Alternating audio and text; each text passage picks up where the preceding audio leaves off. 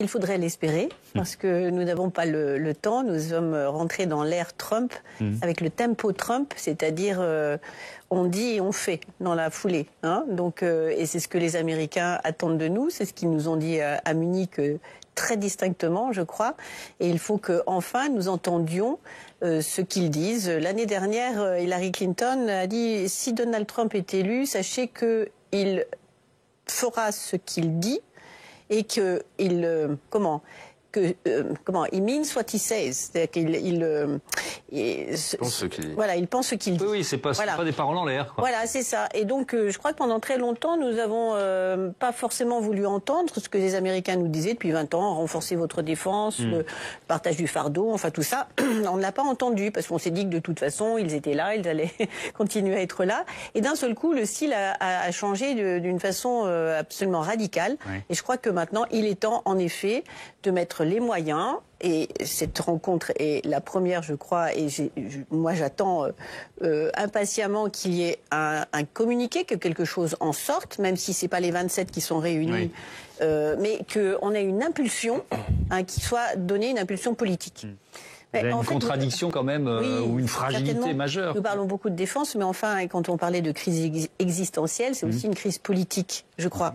Parce que moi, ce que j'ai retenu à Munich, puisque j'y ai passé 3 jours, j'en suis rentrée hier soir, c'est bon, la brutalité, bien sûr, de l'expression américaine, mais en même temps, ça nous secoue un peu et on en a peut-être besoin, avec certains qui nous ont dit « Ah, c'est un réveil américain ». Mais enfin, le réveil, on l'a déjà eu pendant 4 ans, pendant le premier mandat de Donald Trump, on s'est pas réveillé du tout, on s'est rendormi pendant le mandat de Biden. Oui, et puis l'isolationnisme entre guillemets américain, on peut même remonter à Barack Obama. Profondément choqué, c'est le discours du vice-président qui nous a donné des leçons à la fois d'expression. Non, mais ce que je veux dire, c'est que c'est une crise politique. Oui. Parce que là, nous avons affaire à une vision de la démocratie qui n'est absolument pas celle que nous avons et qui n'est plus partagée avec les États-Unis. Et je crois que la scission se fait à ce niveau-là et au niveau diplomatique également. D'où le problème que nous avons avec la rencontre Poutine qui est réhabilité, il faut le savoir quand même aussi. Eh ben oui, en rencontrant le président américain. Il n'y a pas que Viktor Orban d'une certaine façon. Et vous faisiez référence à cette partie du discours de J.D. Vance, le vice-président américain. Effectivement, leçon de démocratie. On écoute un extrait, c'est très court, de son discours. C'était lors de cette conférence de Munich, c'était samedi. En Grande-Bretagne et dans toute l'Europe, la liberté d'expression est en recul, je le crains. Il faut quand même lui répondre. Enfin, c'est une inversion des valeurs. Enfin, mais c'est la liberté d'expression parce que l'extrême droite ne s'exprime pas suffisamment à ses yeux, alors que l'agence de presse américaine a été bannie aux États-Unis parce qu'une journaliste a refusé de changer le nom du golfe de Mexico qui ne doit plus s'appeler la liberté d'expression, si c'est se protéger des contenus complotistes, diffamatoires qui pullulent sur les réseaux sociaux, pardon, mais ça s'appelle un fonctionnement normal d'une démocratie. Et c'est pour ça que je pense que nous avons une vraie crise politique parce que nous savons que nous avons des ingérences aujourd'hui russes et chinoises.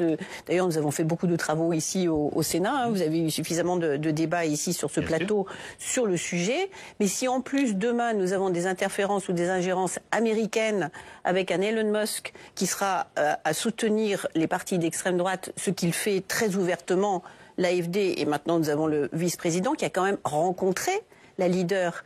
Il n'y a pas simplement la liberté d'expression, il a parlé très clairement d'un parti d'extrême droite qui devrait assurer le pouvoir ou assumer le pouvoir à l'avenir. Donc je pense que nous avons tous un gros problème parce que nous sommes pris en sandwich. Nous avions déjà les Russes et les Chinois. Si les Américains s'y mettent pour des raisons qui sont différentes mais qui sont convergentes par rapport à une Union européenne qui va être très malmenée sur le plan politique et bien évidemment la défense fait partie de ce que nous devons faire pour être crédibles comme à la fois partenaires, mais montrer que nous pouvons. Oui, enfin, il ne faut pas oublier le discours de la Sorbonne de 2017, où il avait déjà, je crois, très clairement articulé une vision.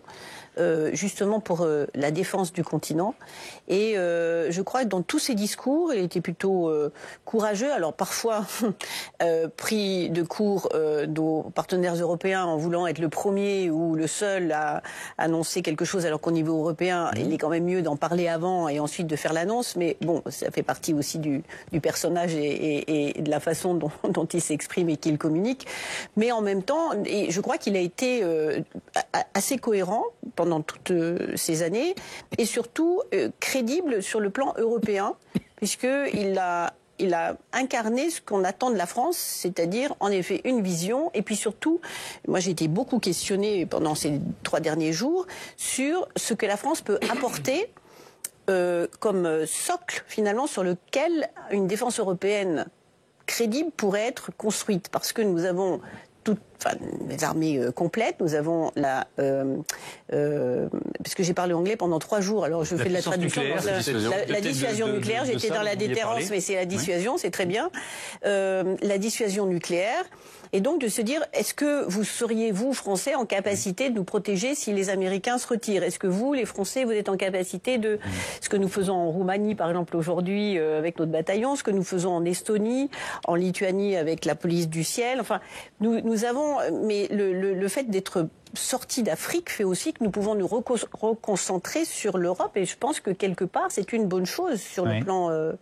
stratégique, on va dire. Alors enfin, la Russie est en guerre, donc économie de guerre, c'est tout à fait normal. La France, nous avons dit, et tous les partenaires européens, que nous n'étions pas en guerre, mais que nous soutenions l'Ukraine. Donc, comment mais là, si le robinet d'armes américain se ferme définitivement, c'est-à-dire la solution, c'est quoi? C'est effectivement, pardon d'aller au bout de ma question, mais un emprunt d'urgence et massif. Oui, au niveau européen, mais au niveau national, il est très difficile d'expliquer à une population dans un pays en paix que l'on va complètement utiliser l'ensemble des crédits à disposition pour les mettre dans le domaine de la défense. Et que nous voyons déjà que nous avons un problème avec nos hôpitaux, nos écoles et ainsi de suite, et que là, c'est un effort national qui est quand même très conséquent à faire et que nous assumons depuis quelques années en France.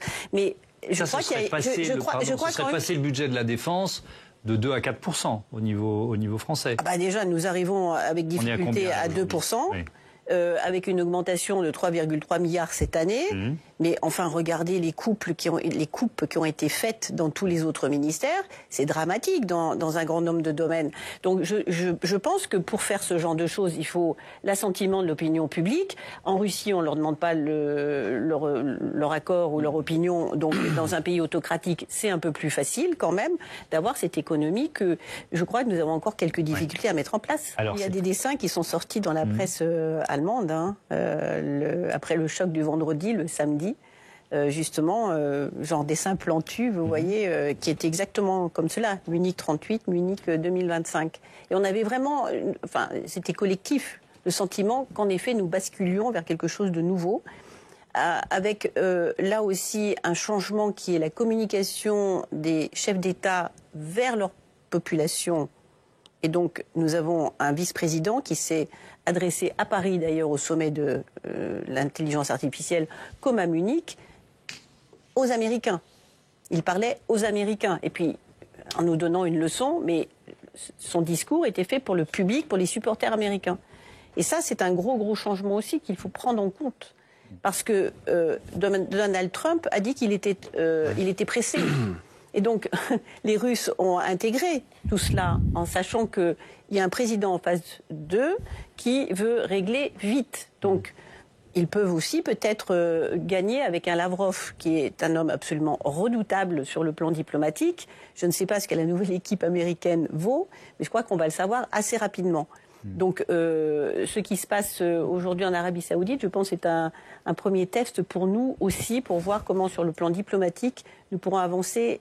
Il faudrait l'espérer, oui. Et je crois que ça dépendra un petit peu de nous si nous rentrons dans la façon de négocier de Donald Trump, de montrer que nous sommes forts parce que s'il respecte Vladimir Poutine et Xi Jinping, c'est parce qu'il voit en eux des hommes forts qui sont son équivalent. Et je crois qu'il voit peut-être que le monde peut être divisé en 3 et que chacun a sa part et que donc, de fait, nous n'existons pas.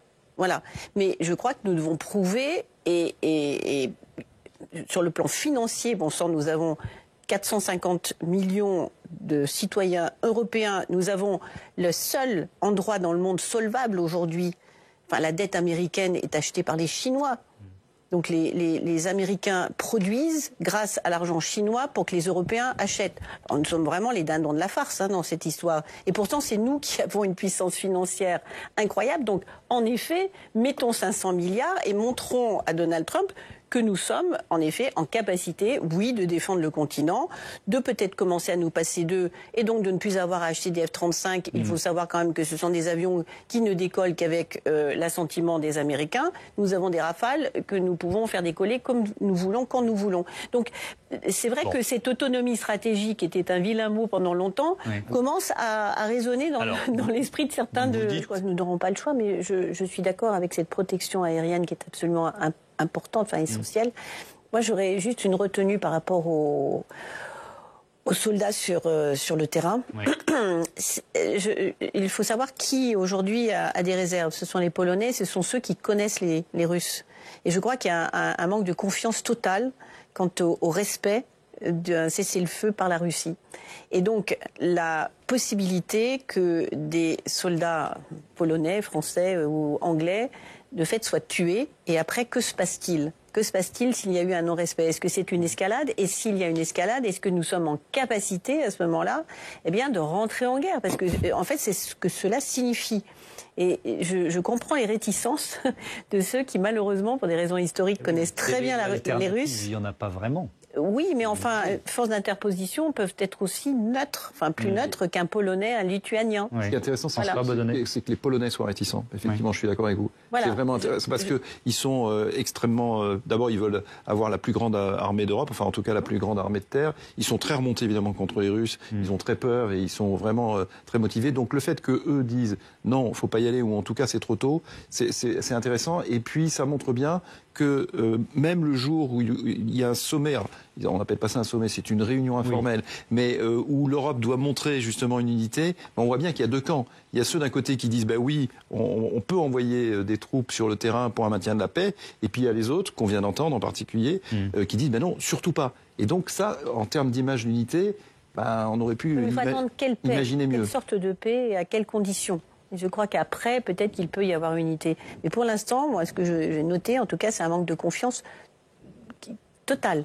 Peut-être parce qu'ils les connaissent trop bien.